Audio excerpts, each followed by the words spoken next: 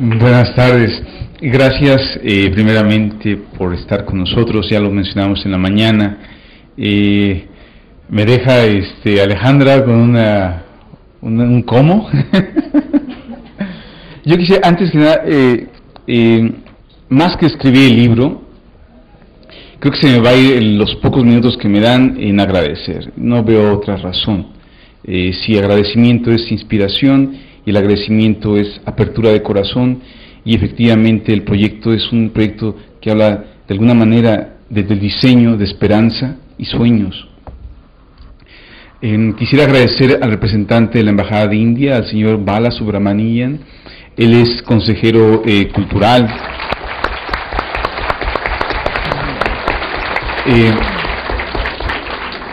Y es director del Centro Cultural Gurudev Tagore de India en México, y ellos tienen una responsabilidad altísima en términos de vinculación cultural entre países.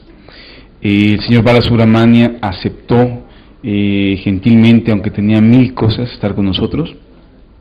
Thank you very much, Mr. Balasubramanian, that you are come on behalf of the ambassador, Ambassador Chinoy. Y bueno, él está en representación. De alguna manera México comparte vínculos con Asia en diversos niveles. Es interesante que en algunos casos revisamos cómo si nos brincamos Europa, América Latina y Asia tienen elementos en común. Hay problemáticas compartidas que valdría la pena revisar cómo le han hecho y cómo han solucionado, cómo se han aproximado a diversas cosas. Bueno, entonces, como yo no puedo describir el libro, no se trata de describir el libro está ahí, son productos, es el compromiso, está impreso, ya no se puede cambiar, ¿sí? Viene ahí el problema de que ahora es sostener lo que se dice. Yo quisiera más bien comentar un poquito sobre el proyecto.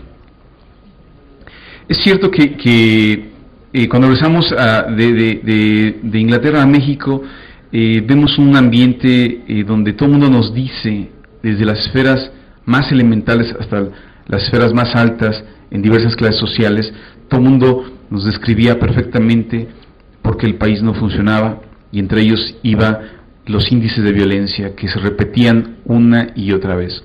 Digo estadísticas. Perfecto, todos sabemos que las cosas no están bien. Necesitamos entonces preguntarnos cómo hacemos para transformar. Entonces decía que el libro habla, si definimos el libro, yo diría esperanza. Adrián, jamás le comenté el tema eje, es esperanza y sueños de nosotros. Esperanza porque aun cuando las cosas son negras, son infinitamente depresivas, y son también llenas de posibilidad. El libro es una carta de posibilidad, es decir, nosotros podemos construir algo mejor. El libro también busca una complejidad acérrima. El libro, en su estructura, fue una convocatoria internacional, donde aun cuando algunos de los que escriben son muy ocupados, son académicos muy reconocidos y no publican en cualquier lado, aceptaron. El libro, de alguna manera, en su estructura busca decir que podemos ir desde el primer capítulo, que es un capítulo, efectivamente, como decía Adrián, se puede convertir en un clásico. Es una construcción muy detallada sobre una teoría, pero que indica práctica, acción, hasta el capítulo que cierra el libro, que es algo que nos fascinó.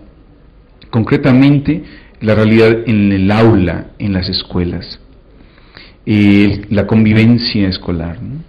En ese sentido, la construcción del libro también representó un reto, porque significaba proponer. El maestro Daphne Rosado, desde un inicio, nunca tuvo dudas de que efectivamente el Politécnico puede generar propuestas. El libro es una propuesta. Efectivamente, el libro es esperanza y concretamente en la propuesta de un eje de acción, la no violencia. El señor Balasubramanian no nos dejará mentir la manera en que algunas de las doctrinas que pensamos son teóricas, que Gandhi ejerció, no, fueron construidas por la práctica. De hecho, no se enseña nada, decía Gandhi, ¿no? Todo es tan viejo como las montañas, y ahimsa, la no violencia, está en nosotros. No es algo que se inyecte, no es algo que se memorice, está en nosotros.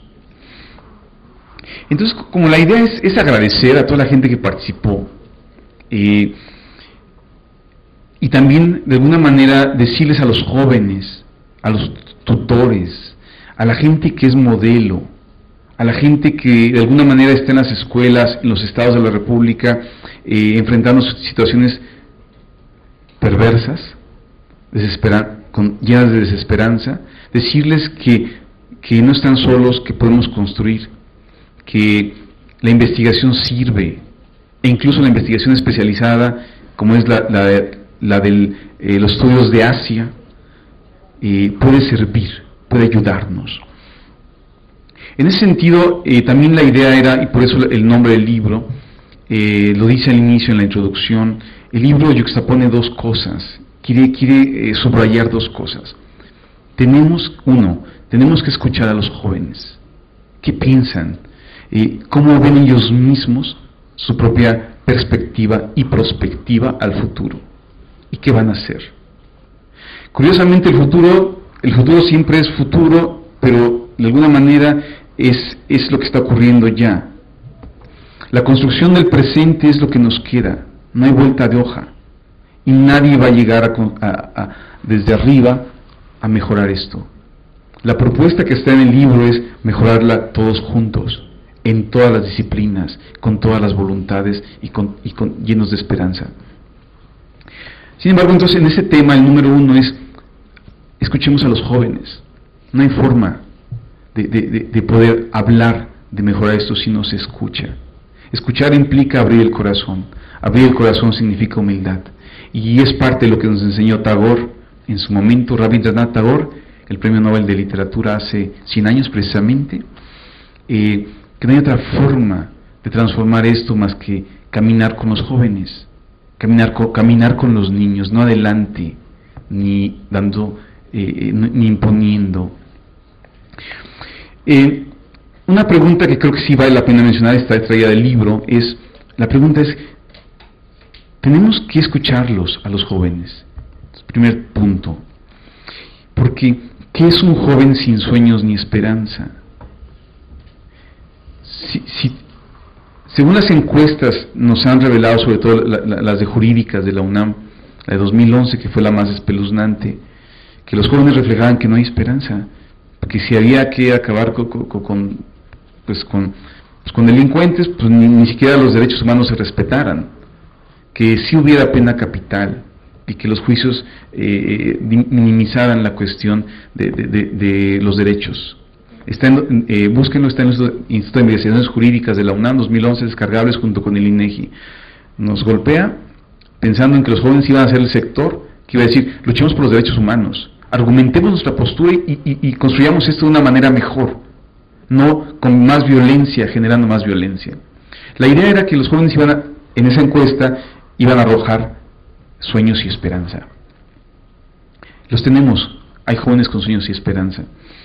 Entonces es una pregunta eje, ¿sí? Pero más eje es no solo ellos, porque decirles: ustedes son el futuro, ¿qué peso? Así como el peso que me pregunta, que me deja Maritza, ¿cuáles son los cómo? No podemos decirles a los jóvenes: tú transforma esto y nos vemos quizá en 20 años, ¿no? A ver cómo funcionó. No, es los que realmente tenemos que preocuparnos somos nosotros, los que ocupamos una oportunidad de trabajo en los espacios educativos. Si nosotros no fomentamos la certeza, la esperanza, los sueños de que podemos transformar esto, ¿cómo podríamos exigirles a los jóvenes algo? Elsa Cross pregunta en su ensayo, véanlo, ¿quién tiene ya en este momento el valor y la figura moral para exigirle algo a un joven? Recuerdo el caso de precisamente por eso la mesa de discusión, lo que mencionaba Ana María. Eso fue esencial. Es decir, estar con ellos, transmitir que estamos efectivamente con las células, con el corazón, con los jóvenes, y que efectivamente hasta lo expresamos con un apapacho, ¿no? Aunque decía Ana María que hay que tener cuidado porque puede haber demandas por ello. El segundo eje es la propuesta del sur de Asia, la no violencia, ahimsa. De la gente que hemos conocido desde algunos años, pues especialmente con ONGs, laboratorios que son brazos, por ejemplo, de universidades, está Orafor Mandala, de la Gujarat Vidyapith University, que fue la universidad que funda el Mahatma Gandhi en Gujarat.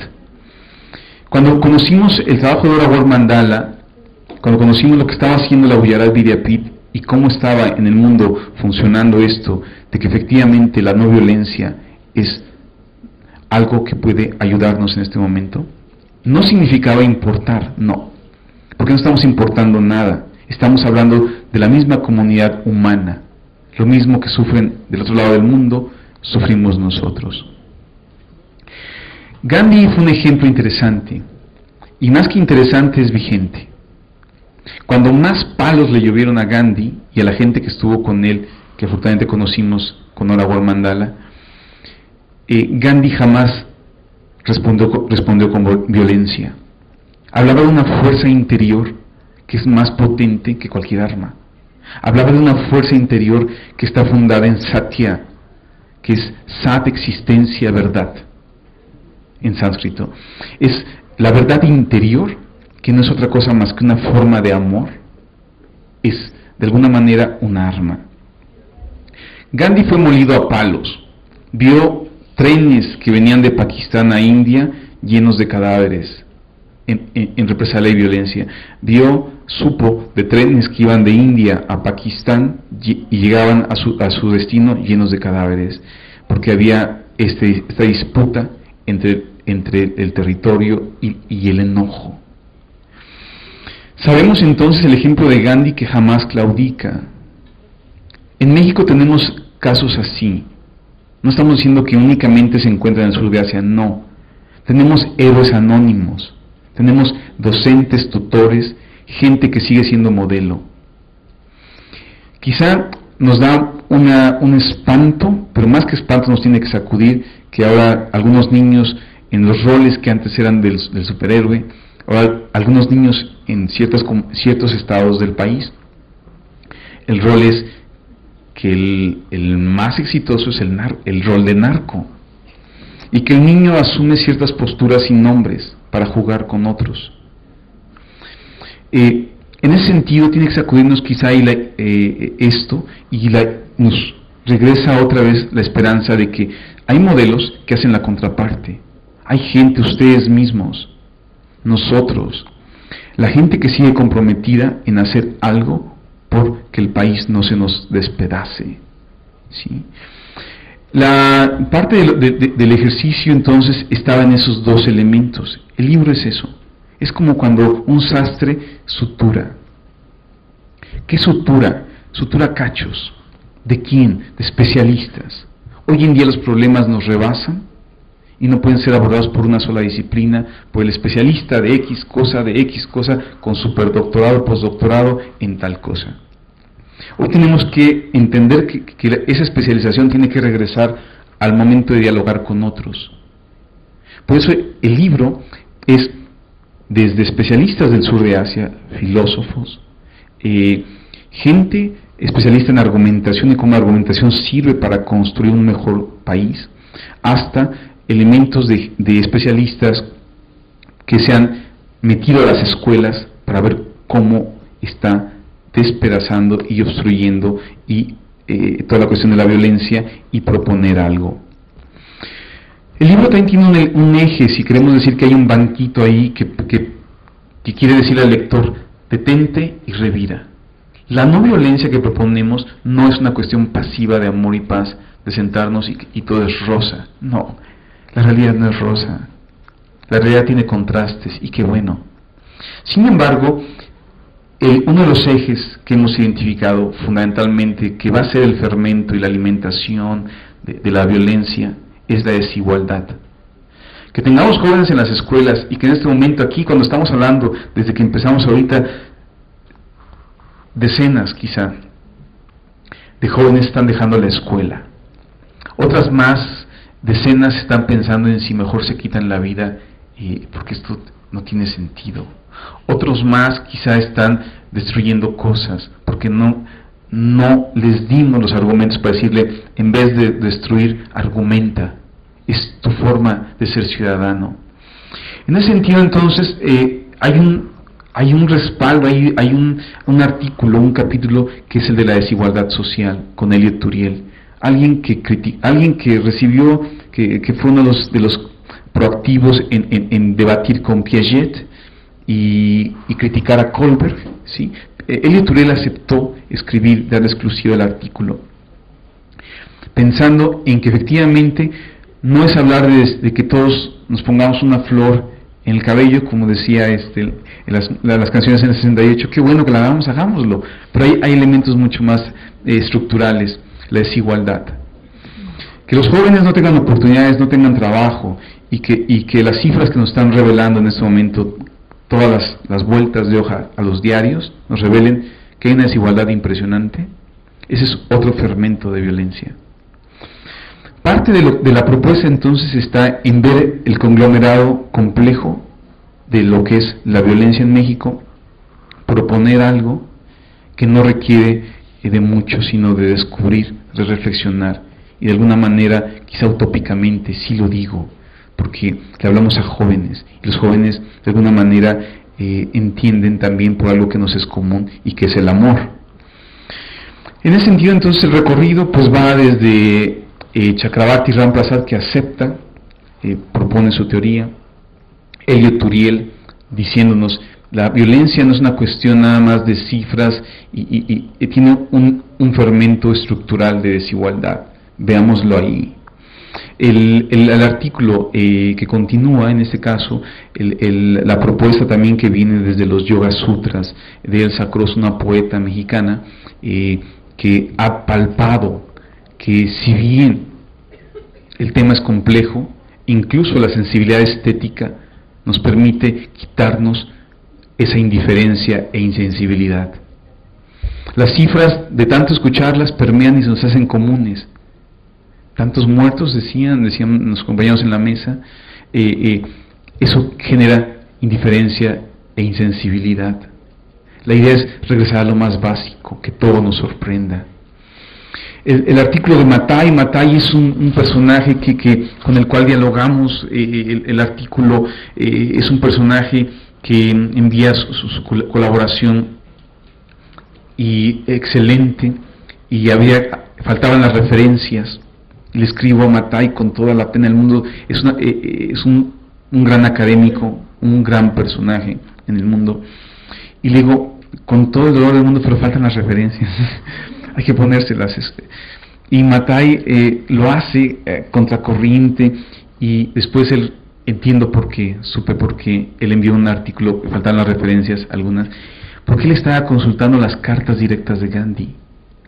Y Gandhi le ponía fechas, no le ponía nombre ni ISBN ni ISSN. Él estaba citando de lo que el Mahatma mismo había escrito. Entonces se dio la tarea de buscar en qué editorial inglesa o dónde salió, o India, publicó tal cosa, y le dice, ahí está.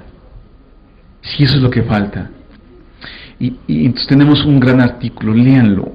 Mattei revela algunos pedazos de esperanza. El artículo que da un tal Jicotencat Martínez, la idea es que sea un vínculo. Es decir, estamos en espacios educativos, podemos dialogar interdisciplinariamente y proponer.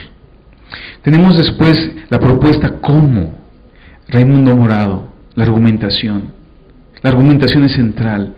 que un joven sepa argumentar de manera escrita, oral, artística, que sepa argumentar incluso a nivel simbólico, cómo se viste y qué significa cada cosa que hace, dice, come y dirá, es fundamental. Si tenemos ciudadanos que saben argumentar, tenemos ganado mucho.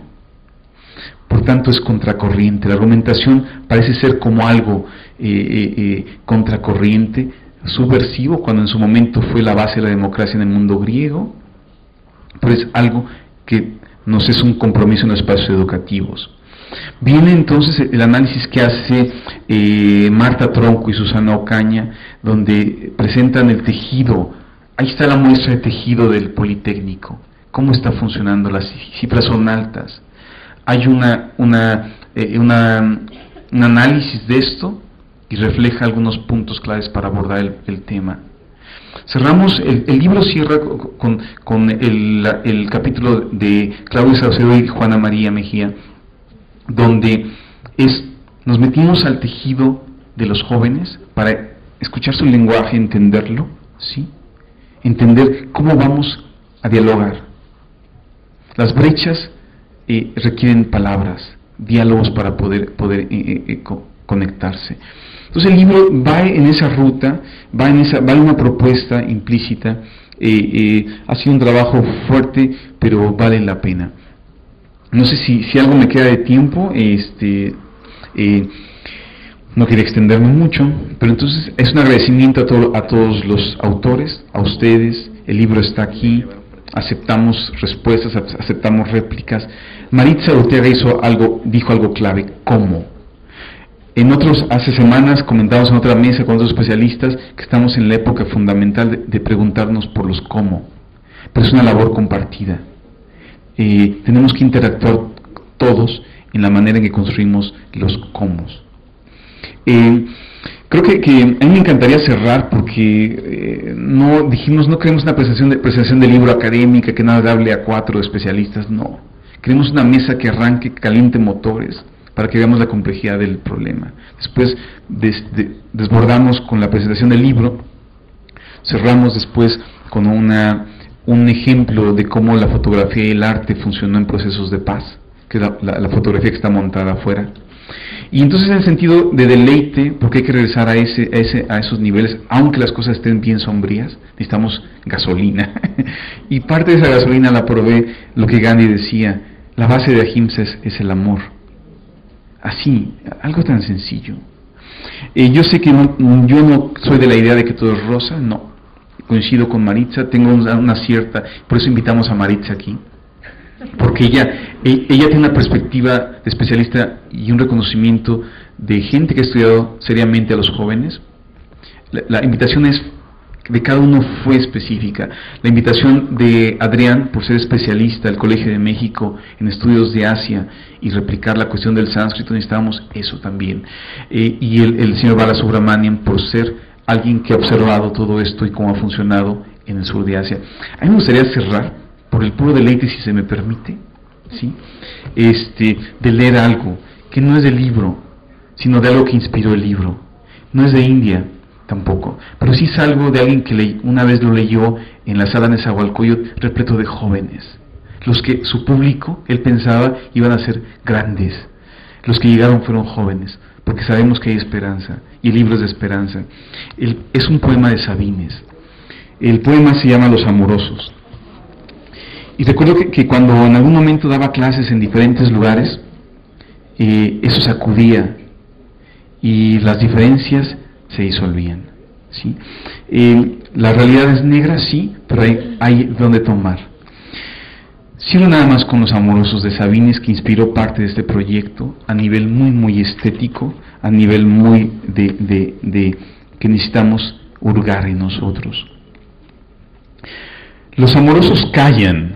El amor es el silencio más fino, el más tembloroso, el más insoportable. Los amorosos buscan. Los amorosos son los que abandonan, son los que cambian, los que olvidan. Su corazón les dice que nunca han de encontrar, no encuentran, buscan. Los amorosos andan como locos porque están solos, entregándose, dándose a cada rato, llorando porque no salvan al amor, les preocupa el amor. Los amorosos viven al día, no pueden hacer más, no saben, siempre se están yendo, siempre hacia alguna parte, esperan. No esperan nada, pero esperan.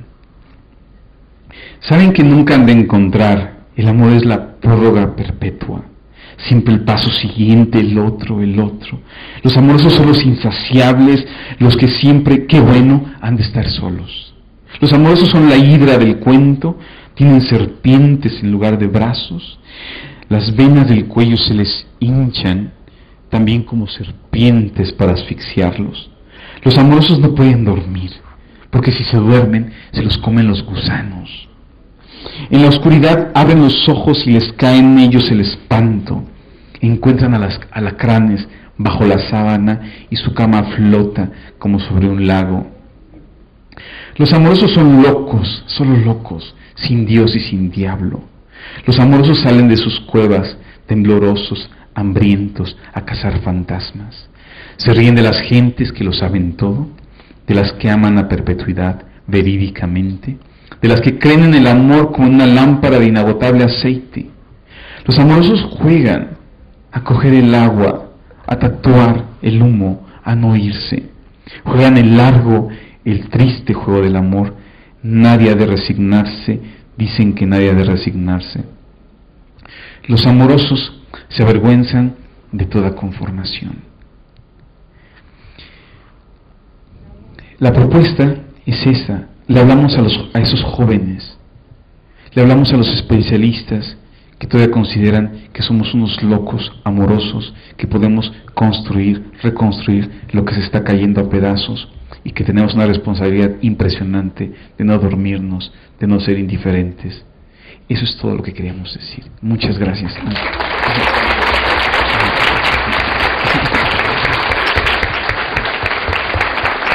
Muchísimas gracias al doctor Xicoténcatl Martínez.